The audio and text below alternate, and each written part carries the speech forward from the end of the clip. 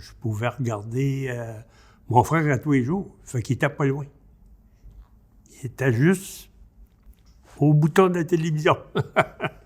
Ben, on disait bonjour. Ben, lui, pas sûr qu'il m'entendait. Il y en avait plusieurs bonjours.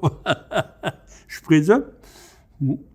On peut dire, quand on l'entend à la télé et qu'on le voit pas, ça c'est un tel, ça c'est un tel, c'est Pierre Bruno.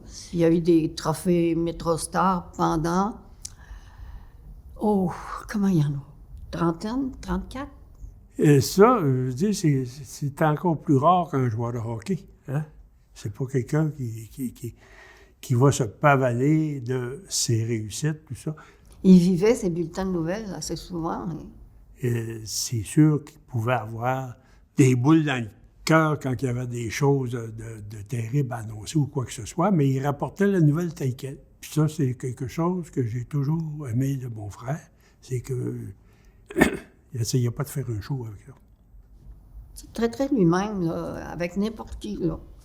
J'avais la même personne à la télévision que j'avais devant moi quand on soupe ensemble.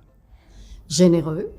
Il y a eu quand même la Fondation, qui aujourd'hui, c'est la Fondation, c'est quelque chose de très grand.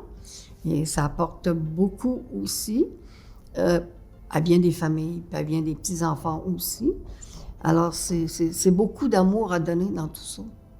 Pierre, son gars, Charles, est décédé à l'âge de 13 ans, quelque chose de même, d'une leucémie. Moi, j'ai un fils, Frédéric, qui est décédé à 38 ans, de la même leucémie. Mais quand ça arrive, il faut qu'on l'accompagne. Parce que c'était la première personne que j'ai appelée quand on a su que Frédéric avait la leucémie.